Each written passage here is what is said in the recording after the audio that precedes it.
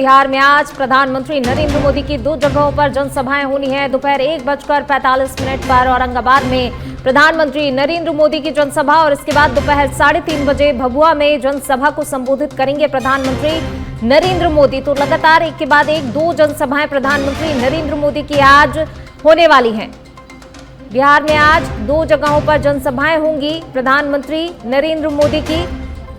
लगातार 2 जनसभाएं, पहली जनसभा 1:45 पर औरंगाबाद में होगी और इसके बाद दोपहर 3:30 बजे भभुआ में दूसरी जनसभा को संबोधित करने वाले हैं प्रधानमंत्री नरेंद्र मोदी।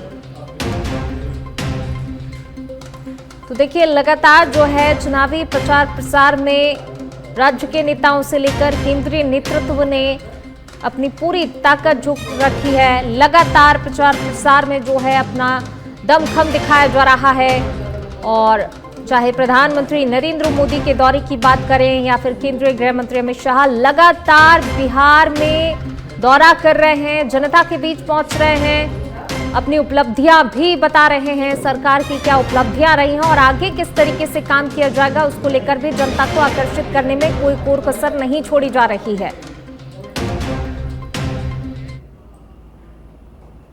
बढ़ेंगे आगे, रुक करेंगे अगली खबर का। प्रधानमंत्री नरेंद्र मोदी का 2 दिन का वाराणसी दौरा, बरेका गेस्ट हाउस तक कई जगह स्वागत होगा।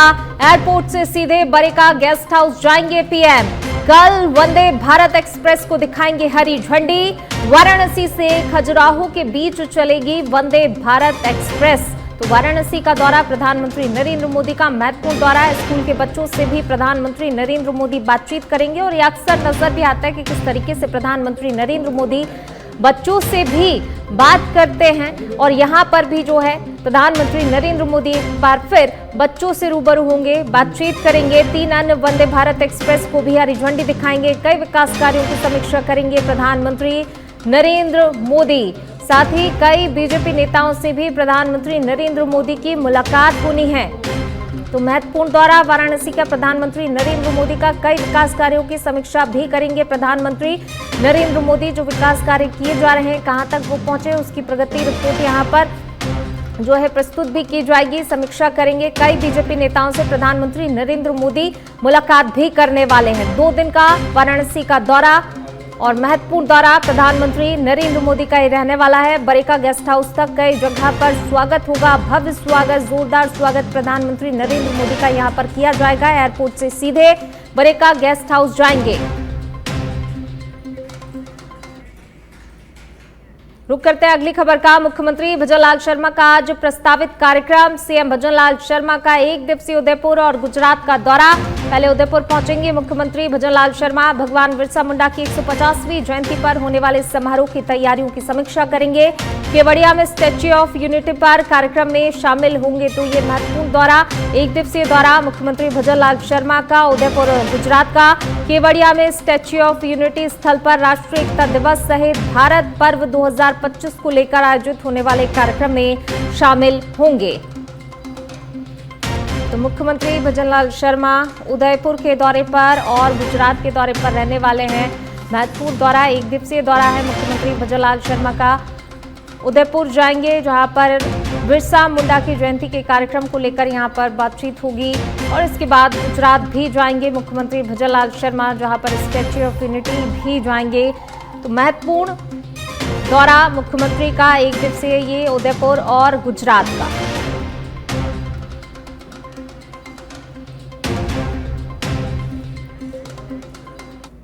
बढ़ेंगे आगे, झुंझुनू से खबर। जयपुर लोहारू रूट पर रेल सेवाओं का विस्तार होगा। जी हां, उत्तर पश्चिमी रेलवे मंडल के डीआरएम रवि जैन पहुंचे झुंझुनू। उन्होंने कहा कि डिमांड आ रही है, सेवाओं के विस्तार के प्रयास हो रहे हैं। झुंझुनू के अलावा चिड़ावा और सूरजगढ़ रेलवे स्टेशनों का उन्होंने जायजा लिया। वहीं झुंझुनू में अमृत भारत योजना के अधूरे कार्य अगले साल पूरे होंगे, ये भी उन्होंने कहा। सूरजगढ़ में प्लेटफॉर्म की लंबाई और चिड़ावा में और बढ़ेगी प्लेटफॉर्म की ऊंचाई। डीआरएम बनने के बाद पहली बार झुंझुनू आए हैं रवि जैन। तो जयपुर लोहारू रूट पर रेल सेवाओं का विस्तार होगा। जब डीआरएम वहां पर पहुंचे तो उन्होंने तमाम बातें कही, रेल सेवाओं के विस्तार की उन्होंने बात कही। जिस तरीके से लोगों की तरफ से लगातार कहा जा रहा होगा, मांग की जा रही होगी, तो उन्होंने कहा कि देखिए लंबे समय से डिमांड आ रही है और इसी को लेकर जो है वहां पर पहुंचे, जायजा भी लिया और अब रेल सेवाओं के विस्तार की बात उन्होंने यहाँ पर कही है। उत्तर पश्चिमी रेलवे डीआरएम रवि जैन झुंझुनू पहुंचे। झुंझुनू संग चिड़ावा सूरजगढ़ स्टेशनों का भी उन्होंने जायजा लिया है। देखिए झुंझुनू जो है, जैसा आप जानते हैं, एक अमृत भारत स्टेशन की स्कीम में इसका पूरा रीडेवलपमेंट चल रहा है। तो उसी कार्य का समीक्षा करने और क्या प्रोग्रेस है, जो यहाँ पे एक एफओबी बनना है और उसके अलावा जो स्टेशन का डेवलपमेंट होना है, उसी की समीक्षा करने के लिए हम यहाँ आए हैं और कैसे इस काम को और जल्दी कर सकते हैं। बाकी और भी जो पैसेंजर्स की समस्याएं हैं उसको कैसे और बेहतर तरीके से अपन उसका निदान कर सकते हैं, यही देखने आए हैं और उसको देख के फिर आपको आगे। ठीक है, जैसा मैंने बताया कि तो झुंझुनू से इस वक्त की बड़ी खबर आपको बता रहे हैं। अस्पताल ही बांट रहे हैं बीमारियां। जी हां, बायो वेस्ट निस्तारण की हकीकत सामने आई है। नगर परिषद के ट्रैक्टर में डाला गया बायो वेस्ट। जनसंघर्ष समिति ने ट्रैक्टर को पकड़ा है। मौके पर पहुंचे नगर परिषद, सीएमएचओ और प्रदूषण नियंत्रण बोर्ड के अधिकारी। झुंझुनू शहर के आस्था अस्पताल का ये मामला है। पूछताछ में अस्पताल प्रशासन ने कहा गलती से ट्रैक्टर में फेंका गया। हालांकि ऐसी गलती से फैल सकती हैं कई गंभीर बीमारियां। तो झुंझुनू शहर के आस्था अस्पताल का था बायो वेस्ट। पूछताछ में कहा गलती से ट्रैक्टर में फेंका गया, लेकिन ऐसी गलती से देखिए कहीं ना कहीं कई गंभीर बीमारियां फैल सकती हैं, लोगों की जान को खतरा भी हो सकता है। ये आस्था हॉस्पिटल में जो बायोमेडिकल वेस्ट नगर निगम की गाड़ी में डिस्पोज करने की शिकायत प्राप्त हुई थी और अभी देखा उसके अंदर एक दो चीज़ें ऐसी हैं जो बायोमेडिकल वेस्ट के थ्रू निस्तारण होना चाहिए था, वो नगर निगम की गाड़ी के अंदर पाई गई। तो इसके लिए जब उनसे पूछा डॉक्टर साहब से तो उन्होंने बताया कि रात का जो स्टाफ है उसकी मतलब ट्रेनिंग तो रखी, लेकिन पता नहीं किस अनभिज्ञता में उसने डाल दिया और हम उसके खिलाफ कार्रवाई करेंगे और ये जो आगे उनको नोटिस देगा और फ्यूचर में उनकी जो उनका स्टाफ है उनकी एक ट्रेनिंग करवाएंगे। इस तरह से आगे से गलती ना हो। जो बायोमेडिकल का कचरा है वो बायोमेडिकल में जाए और जो नगर निगम का कचरा है वो नगर निगम के।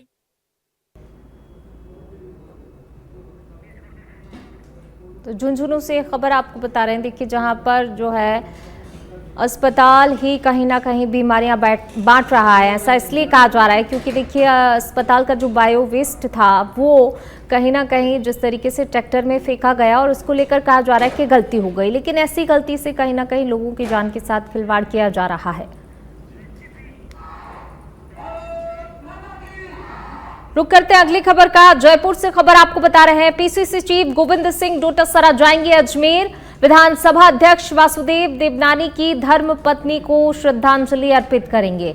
आज शाम कोटा से बूंदी पहुंचकर रात्रि विश्राम करेंगे। कल अंता उपचुनाव में कांग्रेस प्रत्याशी प्रमोद जैन भाया के समर्थन में प्रचार प्रसार करेंगे गोविंद सिंह डोटासरा। 9 नवंबर को अंता में रोड शो होना है एवं जनसंपर्क भी करेंगे डोटासरा। कल अंता उपचुनाव में कांग्रेस प्रत्याशी प्रमोद जैन भाया के समर्थन में प्रचार प्रसार करेंगे। तो देखिए अंता का उपचुनाव कहीं ना कहीं साख नाक का चुनाव है और इसलिए तमाम जो दिग्गज हैं वो प्रचार प्रसार में जुटे हुए हैं। जनता को अपने समर्थन में करने की पूरी पुरजोर कोशिश यहाँ पर की जा रही है और इसी के तहत जो है लगातार नेता जो पहुंच रहे हैं और अपनी पूरी ताकत जो है प्रचार प्रसार में झोंक रहे हैं। फिलहाल पीसीसी चीफ गोविंद सिंह डोटासरा अजमेर जाएंगे, जहां विधानसभा अध्यक्ष वासुदेव देवनानी की धर्मपत्नी को श्रद्धांजलि देंगे और इसके बाद जो है वहां से रवाना होंगे। शाम कोटा से बूंदी पहुंचकर रात्रि विश्राम करेंगे।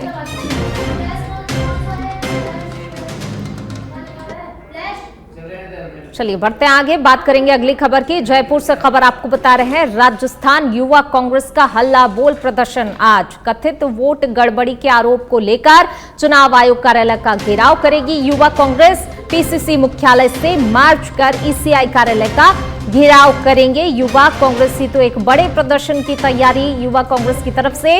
यूथ कांग्रेस प्रदेश अध्यक्ष अभिमन्यु पुनिया, प्रदेश प्रभारी विकास शिकारा सहित कई नेता इस प्रदर्शन में शामिल होंगे। पीसीसी मुख्यालय से मार्च कर ईसीआई कार्यालय का घेराव करेंगे युवा कांग्रेसी। यूथ कांग्रेस प्रदेश अध्यक्ष अभिमन्यु पुनिया, प्रदेश प्रभारी विकास शिकारा सहित कई नेता इस प्रदर्शन में शामिल होने वाले हैं। जयपुर से यह बड़ी खबर आपको बता रहे हैं। देखिए, बड़ा प्रदर्शन जो है यूथ कांग्रेस की तरफ से राजस्थान युवा कांग्रेस का हल्ला बोल प्रदर्शन होना है, जिसको लेकर कई नेता इस बड़े प्रदर्शन में शामिल होने जा रहे हैं। कथित वोट गड़बड़ी के आरोप को लेकर चुनाव आयोग कार्यालय का घेराव करने जा रही है युवा कांग्रेस। जयपुर के बस्सी क्षेत्र में जयपुर विकास प्राधिकरण जेडीए ने जून 13 में बड़ी कार्रवाई की है। कार्रवाई जेडीए ने करते हुए आगरा रोड मुख्य हाईवे के पास लगभग 50 करोड़ रुपए मूल्य की 12 बीघा सरकारी भूमि को अतिक्रमण मुक्त कराया। ये भूमि जेडीए स्वामित्व की चारागाह भूमि थी, जिस पर कुछ स्थानीय लोगों ने फार्म हाउस, बाउंड्री वॉल और तारबंदी कर कब्जा कर रखा था। उप महानिरीक्षक पुलिस राहुल कोटुकी के निर्देशन में राजस्व और तकनीकी टीम की निशानदेही पर प्रवर्तन दस्ते ने जेसीबी की मदद से सभी अवैध निर्माणों को ध्वस्त कर भूमि को खाली करवाया।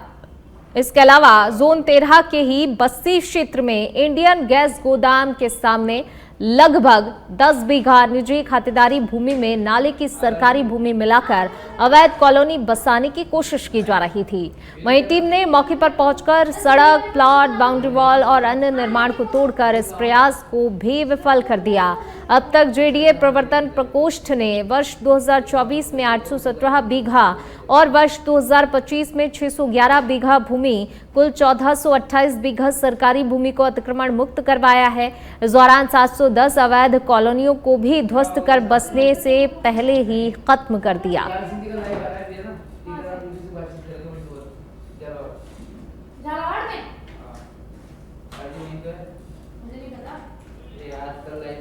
तो अवैध कॉलोनी बसाने के प्रयास को ध्वस्त किया गया। ये तस्वीरें देखिए, कार्रवाई करने के लिए पहुंची हुई थी टीम।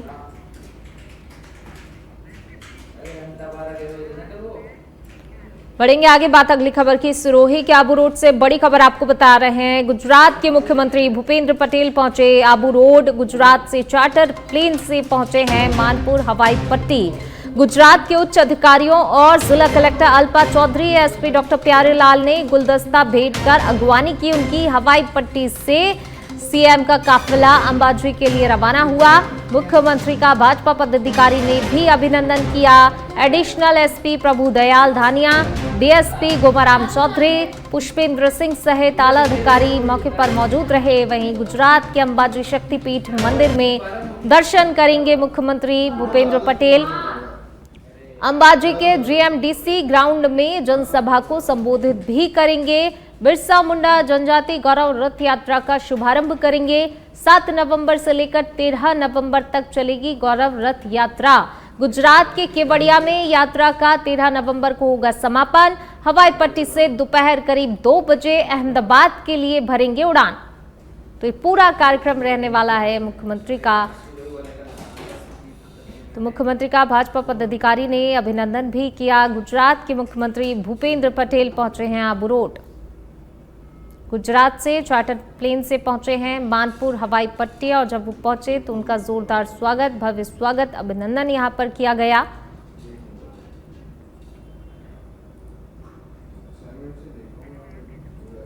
तो गुजरात के मुख्यमंत्री भूपेंद्र पटेल आबू रोड पहुंचे और जैसे ही वो हवाई पट्टी पर पहुंचे सबसे पहले उनकी अगवानी की, उन्हें गुलदस्ता भेंट किया गया। उनका जोरदार और भव्य स्वागत यहां पर कार्यकर्ताओं ने किया, अभिनंदन किया।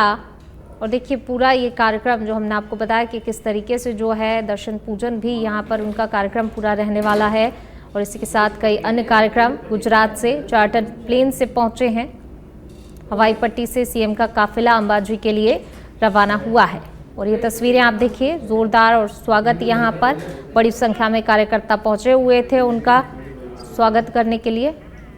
और ज़्यादा बातचीत के लिए हमारे सहयोगी मगन जी हमारे साथ जुड़ गए हैं। मगन, मुख्यमंत्री भूपेंद्र पटेल का स्वागत किया गया, अगवानी की गई, फिलहाल क्या कुछ अपडेट?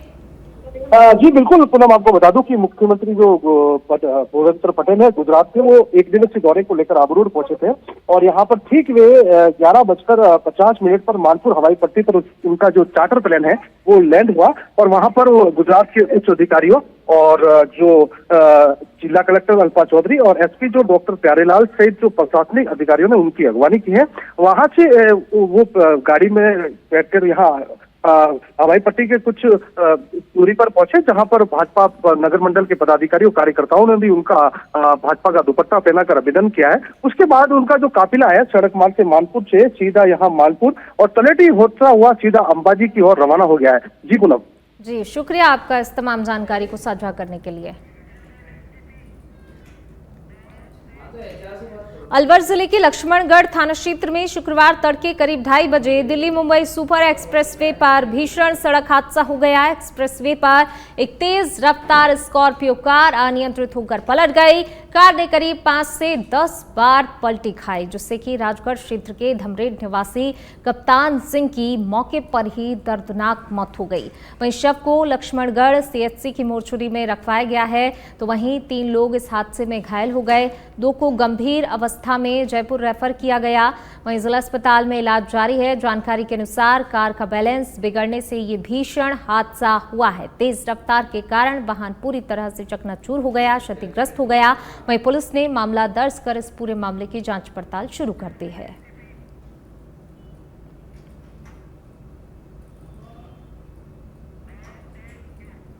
और अब खबर खाजूवाला से है, जहां बढ़ते सड़क हादसों को देखते हुए राज्य सरकार के निर्देश पर गृह विभाग की ओर से 15 दिवसीय विशेष सड़क सुरक्षा अभियान शुरू किया गया है। इसी क्रम में खाजूवाला पुलिस ने अभियान के तहत सख्त कार्रवाई की।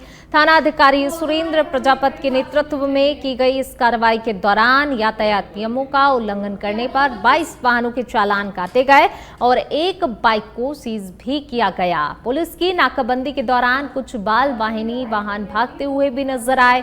थाना अधिकारी सुरेंद्र प्रजापति ने बताया कि बाल वाहिनियों और नियम तोड़ने वालों के खिलाफ सख्त कार्रवाई की जाएगी, ताकि क्षेत्र में सड़क सुरक्षा सुनिश्चित हो सके। तो देखिए, बढ़ते सड़क हादसों को लेकर जो है प्रदेश भर में अभियान चलाया जा रहा है, सड़क सुरक्षा अभियान चलाया जा रहा है और इसी के तहत पुलिस जो है एक्शन मोड में भी दिखाई दे रही है। कई जो लोग नियमों का उल्लंघन करते पाए जाते हैं उनके खिलाफ सख्त कार्रवाई भी की जा रही है।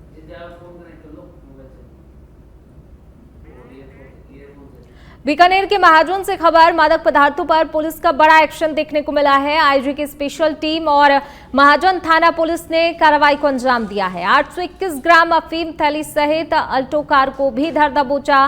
भारतमाला रोड पर कार्रवाई की गई है। आरोपी महिपाल बिश्नोई उर्फ सुनील को गिरफ्तार किया है पुलिस ने। बीकानेर रेंज आईजी हेमंत शर्मा के निर्देशन में ये पूरी कार्रवाई की गई है।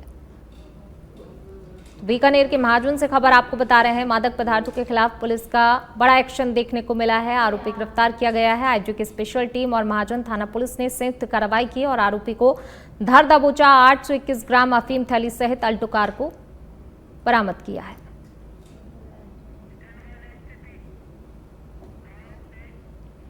टिटवाना के मौलासर से खबर, जहां जिला कलेक्टर डॉक्टर महेंद्र खड़गावत ने आज शाम ग्राम पंचायत मौलासर में रात्रि चौपाल आयोजित की जानी है और समस्याएं भी सुनी। ग्रामीणों ने जल भराव, पेयजल, विद्युत आवास योजना की किश्तों में देरी, मनरेगा कार्य अतिक्रमण, रास्ता खुलवाने, सामाजिक सुरक्षा पेंशन और खाद्य सुरक्षा योजना से जुड़ी हुई शिकायतें की। व्यापारियों ने बारिश के दौरान मुख्य बाजार में जल भराव की समस्या भी उठाई, जिस पर कलेक्टर ने सानिवी विभाग को स्थायी समाधान के निर्देश दिए हैं। डॉक्टर खड़गावत ने मौके पर ही अधिकारियों को सभी परिवादियों के शीघ्र निस्तारण के निर्देश भी दिए और उन्होंने कहा कि राज्य सरकार जनभावना के अनुरूप रात्रि चौपाल और जन सुनवाई कार्यक्रमों के माध्यम से त्वरित समाधान सुनिश्चित भी कर रही है। वहीं इस अवसर पर एडीएम टिटवाना मोहनलाल, एडीएम कुचामन राकेश कुमार और विभिन्न विभागों के जिला स्तरीय अधिकारी भी मौजूद रहे।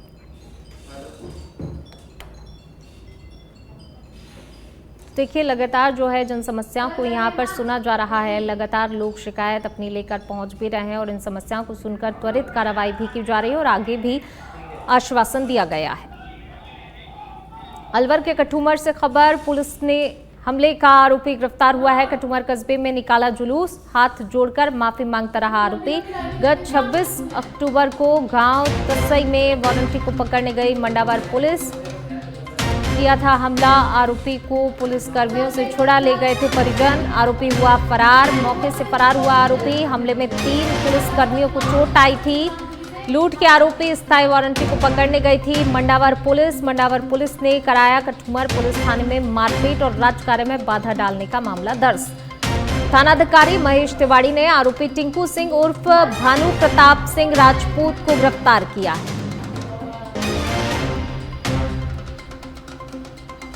तो आरोपी को पुलिसकर्मियों से छुड़ा ले गए थे परिजन। आरोपी मौके से फरार हो गया था। हमले में 3 पुलिसकर्मियों को गंभीर चोट आई है। पुलिसकर्मियों पर यहां पर हमला किया गया, जिसमें 3 पुलिसकर्मियों को चोट आई। लूट के आरोपी स्थायी वारंटी को पकड़ने गई थी मंडावर पुलिस ने कराया कटुमर पुलिस थाने में मारपीट और राजकार्य में बाधा डालने का मामला दर्ज। डिडवाना के पर्वतसर से खबर, जहां उप जिला चिकित्सालय में एक हैरान करने वाला मामला सामने आया। अस्पताल के पुराने वार्डों में लगी ऑक्सीजन सप्लाई की कॉपर पाइपलाइन चोरी हो गई। ये पाइपलाइन कोविड काल के दौरान लगाई गई थी और लंबे समय से बंद पड़े वार्डों में स्थापित की गई थी। अस्पताल परिसर में लगे सीसीटीवी फुटेज में एक बालिका को लगातार 2 दिनों तक वार्डों में जाकर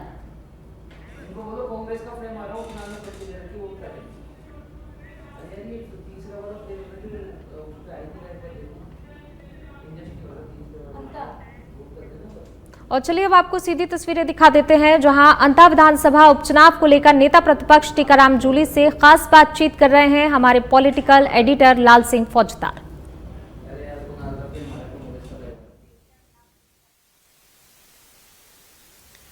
देखिए, अंता विधानसभा का उपचुनाव राजस्थान की राजनीति में बहुत अहम बन गया। कहने को उपचुनाव है, लेकिन कई इसको लिटमस टेस्ट कह रहे हैं, क्योंकि ये तय करेगा कि विपक्ष के दावों में कितना दम है या सरकार ने जो अपने कामों का बखान किया है, या लगातार सीएम भजनलाल शर्मा कहते हैं कि हमने जो घोषणा पत्र किया था, जो विजन हम लाए हैं, वो हम लागू कर रहे हैं। मेरे साथ टीकाराम जूली हैं।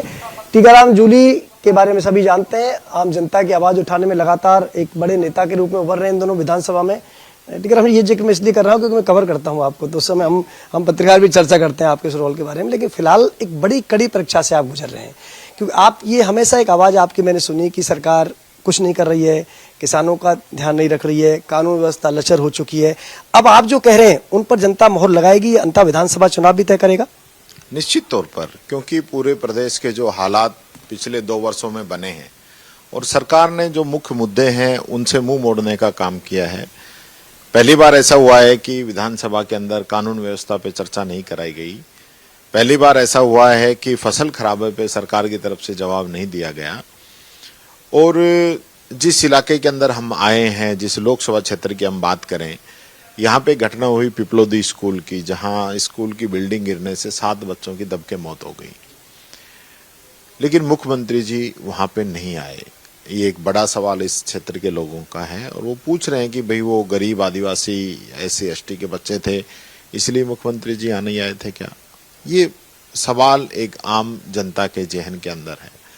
यहाँ क्योंकि अब की बार जो बारिश हुई है वो पूरे हाड़ौती संभाग में सबसे अधिक बारिश यहाँ हुई और 12 के अंदर तो कई गांव में बाढ़ के हालात भी बने, फसलें बर्बाद हो गई। लेकिन सरकार की तरफ से ये कह दिया गया कि भाई तुम्हारे तो खराबा ही नहीं हुआ है और किसानों को कोई मुआवजा नहीं दिया गया। कल मैं बात करना चाहूँगा हाईकोर्ट के एक निर्णय की, जहाँ हाईकोर्ट ने सरकार को फटकार लगाई है कि तुम बात 2047 की कर रहे हो और आपके पास स्कूलों के लिए कल के लिए आपका प्लान नहीं है। तो ये एक बहुत बड़ी बात है, ये टिप्पणी छोटी नहीं है। और इस टिप्पणी के बाद में तो सरकार को जो है डूब के मर जाना चाहिए, ये स्थिति इस सरकार की बनी है। तो मैं यही कहना चाहूँगा कि सिवाय नाम बदलने के हमारे समय में जो बड़े बड़े काम हुए, सेंट्रल पार्क जैसा काम हम लोगों ने किया, नाम बदल दो। भारत जोड़ो सेतु पुल हमने बनाया, नाम बदल दो। हमारी जो स्कीमें हैं उसका नाम बदल दो। इसके अलावा तो कुछ किया नहीं है। और हकीकत ये है कि 12 में हम आए हैं जहां एक बात मैंने विधानसभा में भी कही थी कि नरेगा तो मुख्यमंत्री जी जब आप सरपंच नहीं थे उस समय शुरू हो गई थी, तो वो 12 में ही शुरू हुई थी। और ये बात मेरे को इसलिए ध्यान आई कि कल मैं जब गांवों के अंदर गया तो लोग ये शिकायत कर रहे थे मेरे से कि मनरेगा के कामों के अंदर यहाँ कमी कर दी गई है। एक तरफ कांग्रेस सरकार थी जिसने मनरेगा के दिनों को इस इलाके के लिए 100 से बढ़ा के 125 150 दिनों तक भी किया था। शहरी मनरेगा शुरू की थी, लेकिन इन लोगों ने उसको भी बंद करने का काम किया। यहाँ क्योंकि आप सब लोग जानते हैं कि ये जो एरिया है इसमें शहरिया जाति भी आती है और पूरे एरिया के अंदर काफ़ी ऐसे प्रकरण आए हैं जो बच्चे कुपोषण के भी शिकार रहे हैं, बच्चों की मौत भी हुई है। तो विशेष पैकेज इस इलाके के लिए हमेशा हमारे समय में चलता था, लेकिन इस सरकार ने जो एसटी कोष है 2000 करोड़ रुपए, वो पैसा भी यहाँ पे खर्चा नहीं किया था। तो ये एक जो एक्चुअल स्थिति है वो मैं बताना चाह रहा हूँ। तो यहाँ की जनता जो है वो त्रस्त है और उसने तय कर लिया है कि हमें इस चुनाव के अंदर भारतीय जनता पार्टी का इलाज करना है। मैं चुनाव पे आऊँगा, लेकिन आपने जो शहरियाओं का जिक्र कर दिया टीकाराम जी, मुझे वो वाकया याद आता है कि जब राहुल गांधी ने इस क्षेत्र का दौरा किया था 2 अक्टूबर 2006 की बात है, तो उन्होंने खुद यहाँ, आपको याद होगा, उन्होंने रात्रि विश्राम भी किया था, बीरबल शहरिया के निवास पर रुके थे। पींजना गांव में उन्होंने श्रमदान भी किया था, क्योंकि मैं उस वक्त कवरेज में था। तो एक बड़ी अच्छी तस्वीर निकल के आई थी कि राहुल गांधी ने जब मिट्टी खोदी थी तो उनके हाथ में छाले पड़ गए थे ना, और उनसे बात भी हुई थी। एक लंबा अरसा उसको गुजर गया, तो सवाल तो आपकी सरकार पर भी खड़ा होगा, आपकी सरकार भी सत्ता में रही, क्यों शहरियाओं के ये दिन नहीं बदले आज भी कि आपको हमला बोलना पड़ रहा है? नहीं, दिन हमारे समय में हमने उनके लिए जो योजनाएं लेके आए, हमने उनका उत्थान करना चाहा, इस सरकार ने उसको रोक दिया। मैं ये कह रहा हूँ, कोई एक दिन में कोई तस्वीर नहीं बदलती। जब देश आजाद हुआ तब इस देश के क्या हालात थे और आज पंडित जवाहरलाल नेहरू के विजन ने इस देश को कहां से कहां लेके आ गए। आज ये पूरा जो इलाका जिस 12 की हम बात कर रहे हैं, ये जो उन्नत और उपजाऊ बना है, इसके पीछे जो डैम बने पंडित जवाहरलाल नेहरू जी ने जो बनाए, उसका बहुत बड़ा फायदा जो है इस 12 के अंदर मिला है। इस पूरे इलाके की 36 बिरादरी को मिला है, किसान को मिला है। तो कांग्रेस ने तो ऐसे काम किए, हमने ऐसे काम थोड़ी किए कि भाई 100 दिन में काला धन आ जाएगा और 15 लाख खाते में डाल देंगे और 2 करोड़ युवाओं को रोजगार दे देंगे और भ्रष्टाचार खत्म कर देंगे और आतंकवाद खत्म कर देंगे। झूठे नारे नहीं दिए। जो नारा दिया वो जनता के लिए दिया, जनता के में उसके लिए रिजल्ट लेके आए। चाहे हरित क्रांति हो, श्वेत क्रांति हो, औद्योगिक क्रांति हो, ये सारे काम जो है सरकार ने किए और उसका नतीजा आज हम देख रहे हैं। मैं चुनाव पर वापस आ जाता हूँ, नहीं तो लंबा चल जाएगा मामला। कि अभी जो चुनाव है, क्योंकि जब आपने टिकट डिक्लेयर किया प्रमोद जैन भाया का, तो ये जनमानस का भी था और कोई पार्टी कार्यकर्ताओं का मन भी था, आपके मजबूत नेता है वो, इसमें कोई दोहरा नहीं है। लेकिन जब एक निर्दलीय की एंट्री होती है तो ऐसा लगा कि चुनाव कहीं त्रिकोणीय होता जा रहा है। एक सबसे पहला हमला जो आपने सरकार पर किया था, मुझे याद है क्योंकि उसमें आप मौजूद थे, सचिन पायलट, अशोक गहलोत, तो एक आपने एकजुटता का संदेश दिया, जिसको लेकर लगातार आप पर हमला होते हैं कि भाई कांग्रेस एक नहीं है। लेकिन कल भी तो एकजुटता सामने आ गई है, क्या कहेंगे? जब पूरा रोड शो निकला, खुद सीएम अजय लाल शर्मा, पूर्व सीएम वसुंधरा राजे, तो उनके कार्यकर्ताओं का कहना है कि हम भी एकजुट हैं। वो भजन लाल जी का चेहरा एक बार भी वसुंधरा जी की तरफ हुआ ही नहीं। वो पूरे रोड शो में आप देख लेना दूसरी तरफ देख रहे थे, उधर देखा ही नहीं उन्होंने। जनता जनार्दन की तरफ अभिवादन कर रहे थे। जनता तो इधर भी तो खड़ी थी, कोई ये थोड़ी एक ही तरफ खड़ी थी। जनता तो ये लेके आए थे। जनता से ज्यादा तो अधिकारी कर्मचारी इन लोगों ने लगा रखे थे, उन सबसे ज्यादा झंडे लगा रखे थे। जैसे ऐसा लग रहा था कि झंडे ज्यादा लगाएं या लोग ज्यादा हैं, ये एक कंपटीशन चल रहा था। तो जो इनका अंतर्कलह है वो तो जनता सब जानती है, और अंता की जनता तो विशेष रूप से जानती है कि यहाँ क्या हालात इन लोगों ने कर रखे हैं। क्योंकि वसुंधरा जी का जिला होने की वजह से ये जिला जो है 2 साल से बहुत भुगत रहा है। यहाँ कोई नई स्कीम नहीं आई, नई योजना नहीं आई। परवन का जो काम भाई जी ने शुरू कराया था, नहरों का जो काम शुरू कराया था, वही ये लोग पूरा नहीं कर पाए। जो सड़कों के काम उस समय मंजूर हुए थे वही पूरा नहीं करा पाए। तो एक इस प्रकार से जो स्थिति यहाँ पे बनी है वो तो जनता सब जानती है कि जब विधानसभा के अंदर भी अगर वसुंधरा जी अंदर बैठी हैं तो मुख्यमंत्री जी साइड से निकल जाते थे, उनकी तरफ देखा था कि नहीं। तो ये हालत इन लोगों की है, तो सब लोग जानते हैं। तो अभी भी ये कह रहे हैं कि अभी तो आपके दोनों नेता भी एक नहीं है। वो अभी जैसे अगर मान लो सचिन पायलट रोड शो निकाल रहे हैं तो गहलोत साथ नहीं आते, गहलोत शो निकालते हैं रोड शो तो पायलट साथ नहीं आते। वो तो अब भी कह रहे हैं आपके नेता एक नहीं है। हमारे दोनों ही नेता बहुत सीनियर हैं और दोनों की अलग अलग जिम्मेदारी पार्टी ने दी हुई है, लेकिन उसके बावजूद भी कहीं एक होने की बात आती है तो एक मंच पे रहते हैं। ऐसी कितनी मीटिंगें उनकी हैं जहां वो एक मंच पे आए हैं, और अभी तो अंता से बड़ा तो कोई उदाहरण हो नहीं सकता। अभी नामांकन में दोनों नेता साथ आए थे। आजकल तो आपकी भी चर्चा होती है, टीकाराम जूली का भी अपने आप में गुट बन गया है। ना कोई गुट नहीं है भाई दादा, ये हाथ जुड़वाइए, टीवी के माध्यम से कह रहा हूँ, मेरा कोई गुट नहीं है। अपना तो एक ही गुट है, कांग्रेस, और कांग्रेस के लिए काम करना है, और किसी प्रकार की गुटबाजी ये मैं समझता हूँ अपने यहाँ तो है ही नहीं। नहीं, मेरा तात्पर्य आप गुट से नहीं था, लेकिन अब चर्चा जो होती है ना, पहले तो सचिन पायलट गहलोत की होती थी, अब होती है टीकाराम जूली भी नेता मतलब उस दौड़ में है, या मेरा इशारा आप समझ रहे हैं? मैं भी नहीं हूँ, मैं उस दौड़ में भी नहीं हूँ। मैं तो एक पार्टी का समर्पित कार्यकर्ता हूँ और उसी लिहाज से काम कर रहा हूँ। पार्टी ने मुझे इतना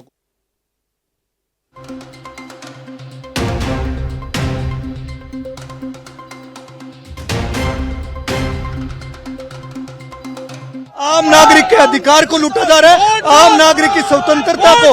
और आप देख सकते हैं कि ये जो यूथ कांग्रेस के प्रदेश अध्यक्ष हैं अभिमन्यु पूनिया, उनको यहाँ पर हिरासत में लिया गया है, और भी यहाँ पर जो कार्यकर्ता हैं वो यहाँ पर मौजूद हैं। मैं अपने सहयोगी से अनुरोध करूंगा कि वो यहाँ पर तस्वीरें दिखाएं और हम इनसे भी जो है यहाँ पर बातचीत कर लेते हैं। लगातार इनके द्वारा जो है वोट चोर को लेकर केंद्र से लेकर स्टेट लेवल तक जो है यहाँ पर घेरने का प्रयास यहाँ पर किया जा रहा है। आप तस्वीरों में यहाँ पर देखेंगे तो जो यूथ कांग्रेस के कार्यकर्ता है उनके द्वारा यहाँ पर ये जो प्रदर्शन है वो यहाँ पर किया जा रहा है, और तस्वीरों में यहाँ पर आप देखेंगे। हम कांग्रेस कार्यकर्ताओं से यहाँ पर बात कर लेते हैं। आपके द्वारा प्रदर्शन किया जा रहा है आज, क्योंकि वोट चोरी को लेकर जिस तरह से आज प्रदर्शन किया, आपके जो प्रदेश अध्यक्ष है उन्हें जो है हिरासत में लिया। जी बिल्कुल, हम शांतिपूर्ण प्रदर्शन कर रहे थे, चुनाव आयोग के ऑफिस तक हम जाना चाहते थे। आपने देखा पुलिस किस तरीके से तानाशाही से हमारे प्रदेश अध्यक्ष को गिरफ्तार करके हम यहाँ धरने पे बैठे हुए हैं, और हम ये कह रहे हैं कि जो वोट चोर गद्दी छोड़ कर तो नारा हमारे नेता राहुल गांधी जी ने दिया है वो सच दिया है। हरियाणा में वोट चोरी से सरकार बनी हुई है। आप देख रहे हो किस प्रकार से ब्राजील मॉडल 22 वोट डालते हैं उनके नेता। आपने देखा कल बिहार में वोट डाल रहे हैं, 6 महीने पहले वो दिल्ली में वोट डाल रहे हैं। तो एक सिस्टम की पूरी चोरी की जा रही है। इसके विरोध में हम युवा कांग्रेस आज सड़कों पे उतर चुकी है, और ये कारवां रुकने वाला नहीं है जब तक ये काम थमेगा नहीं। हम यही कहना चाह रहे हैं कि वोट चोर गद्दी चोर, राहुल गांधी जिंदाबाद, कांग्रेस पार्टी जिंदाबाद। आपने तस्वीरें देखी, मैं अपने सहयोगी से अनुरोध करूंगी वो तस्वीरें दिखाएं। पीसीसी के बाहर की ये जो नजारा है वो आप इस समय यहाँ पर देख रहे हैं। बड़ी संख्या में जो यूथ कांग्रेस के कार्यकर्ता हैं वो यहाँ पर मौजूद हैं। जो यूथ कांग्रेस के प्रदेश अध्यक्ष हैं उनको यहाँ पर अभी पुलिस के द्वारा हिरासत में यहाँ पर लिया गया है, क्योंकि इनका जो कार्यक्रम था, चुनाव आयोग का ऑफिस है जो वहाँ पर जाने तक का जो है कार्यक्रम था, लेकिन जो है यहाँ पर बैरिकेडिंग लगाकर पुलिस द्वारा जो है यहाँ पर रोक लिया गया है, और अभिमन्यु पूनिया जो है उनको यहाँ पर हिरासत में ले लिया गया है। कई अन्य कार्यकर्ताओं को, जो आधा दर्जन से ज्यादा जो कार्यकर्ता हैं उनको यहाँ पर हिरासत में जो है यहाँ पर लिया गया है, और अब जो है पुलिस जो है समझाइश के बाद इन्हें वापस जाने के लिए यहाँ पर कह रही है। आप तस्वीरों में अगर देखें, मैं अपने सहयोगी से कहूँगा कि वो तस्वीरें यहाँ पर दिखाएं कि पीसीसी के बाहर जो है ये प्रोटेस्ट जो है यहाँ पर किया जा रहा है वोट चोरी के मुद्दे को लेकर जो है यहाँ पर, क्योंकि जिस तरह से केंद्रीय नेता जो कांग्रेस के हैं वो जिस तरह से यहाँ पर प्रदर्शन कर रहे हैं, उसके बाद जो इस तरह की तस्वीरें हैं वो यहाँ पर साफ तौर पर देखने को यहाँ पर मिल रही है। और अब जो है यहाँ पे रोड से जो कार्यकर्ता हैं उन्हें यहाँ पर हटाने के लिए जो है पुलिस यहाँ पर कह रही है। हम और भी जो लोग हैं उनसे हम यहाँ पे बातचीत कर लेते हैं। लगातार जो है यहाँ पर बात कर लेते हैं। आज आपके द्वारा प्रोटेस्ट किया गया, जो प्रदेश अध्यक्ष हैं आपके यूथ कांग्रेस है उन्हें हिरासत। देखिए मेरी बात सुनिए, जिस तरीके से बीजेपी के साथ मिलकर चुनाव आयोग इस देश में जो आम आदमी का वोट डालने का अधिकार था उस पे जिस तरीके से खतरा उत्पन्न इन लोगों ने किया है, आज चुनाव आयुक्त जिस तरीके से ज्ञानेश कुमार को मैं आपके माध्यम से कहना चाहता हूं इस्तीफा दे देना चाहिए। जिस तरीके से उनके मुख्य चुनाव आयुक्त रहते हुए जिस तरीके से गड़बड़ियां सामने आ रही है, उनको जिम्मेदारी के तौर पर इस्तीफा देना चाहिए। आज वोट डालने का अधिकार इस देश के संविधान ने, लोकतंत्र ने आम आदमी को दिया, और जिस तरीके से वोट चोरी करके लोग सरकार बना रहे हैं, मैं इनसे कहना चाहता हूं कि ये खेल इनका ज्यादा दिन चलने वाला नहीं है। कांग्रेस का एक कार्यकर्ता, यूथ कांग्रेस का एक कार्यकर्ता राहुल गांधी जी के नेतृत्व में सड़क पर संघर्ष करने का काम करेगा, और इनके इस झूठ को हम लोग बेनकाब करने का काम करेंगे। बता दें कि आपको, क्योंकि जिस तरह से कांग्रेस ने रणनीति बनाई है, जो राहुल गांधी हैं उनके द्वारा लगातार वोट चोरी के मुद्दे को प्रमुखता से उठाया जा रहा है, और उसके बाद कांग्रेस की जो अलग अलग विंग है जिसमें यूथ कांग्रेस भी शामिल है, उसके द्वारा आज पीसीसी के बाहर ये जो प्रदर्शन है वो यहाँ पर किया गया है। और आने वाले समय में राजस्थान में हम कह सकते हैं कि ग्राउंड लेवल तक इस आंदोलन को जो ले जाने की रणनीति है वो जो है यहाँ पर तय की गई है। सहयोगी विजयगिरी के साथ मैं कुणाल भटनागर, सच बेधड़क।